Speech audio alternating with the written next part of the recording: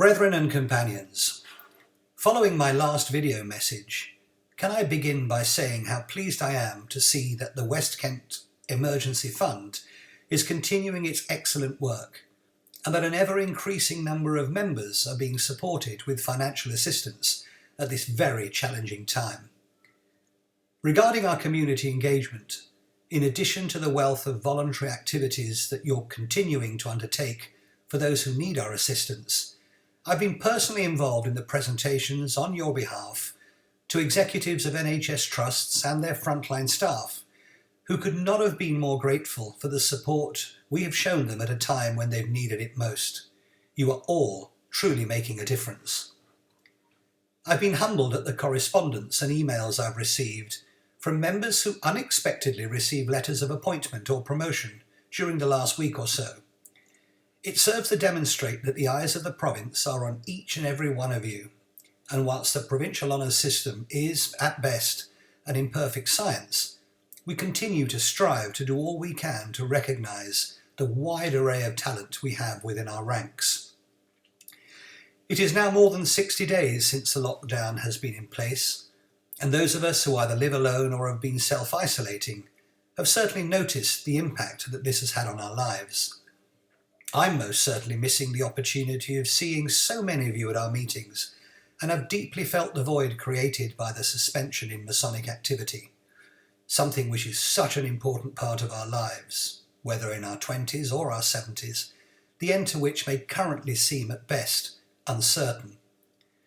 What meetings do continue have become virtual, and terms such as WhatsApp and Zoom are now so much more familiar to us, as is the use of all forms of social media.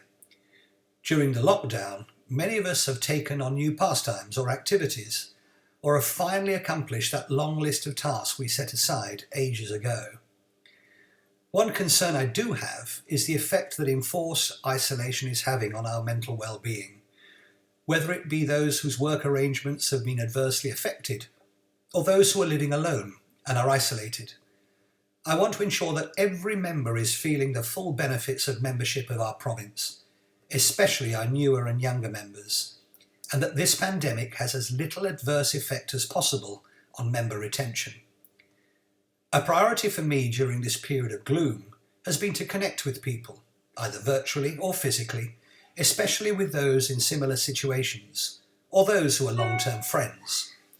I found that a friendly brotherly chat over the phone, or more than 2 meters apart if in person, is a boost to anyone in isolation, and talking to others has proved to be a great release. None of us should forget or hesitate to ask for help if it is needed. Keeping mind and body active is a must. Self-isolation can definitely reduce activity, which we all need to avoid. And what better a way than enjoying this incredible weather and the garden, sunlight and fresh air as much as possible. Feeling stressed in a highly unusual situation such as this is normal. However, stress levels can be magnified by social isolation, so we need to put our worries into perspective and remain calm and positive. Anxiety is unhelpful at the best of times and can adversely affect our mental well-being, which is very much unwanted at this time. I've certainly benefited by getting regular sleep, focusing on an established routine, scheduling activities at set times, developing a healthier diet and tuning out from the bad news being broadcast. It has also been a good time to have a physical and digital clear out, decluttering from all unwanted possessions, deleting old files and phone applications I no longer use, updating outstanding Masonic records and administration, and clearing out redundant email inboxes. More importantly, it's been a good time to catch up with outstanding letters I should have written or calls I should have made.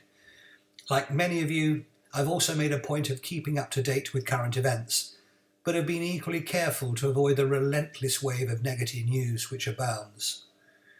Although many of you, like me, are socially isolated, one benefit to arise from this pandemic, if I can refer to it as that, is that it has made us so much more aware and supportive of each other, which has been displayed in ample measure by so many of your actions and deeds to date.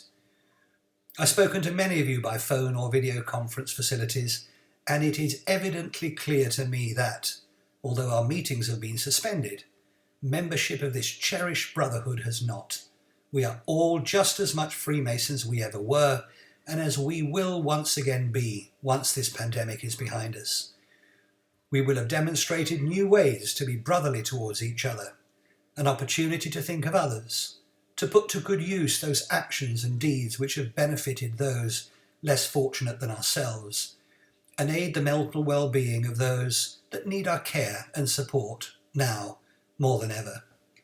Brethren, let's continue to stay positive and do what we can to support each other through this difficult time.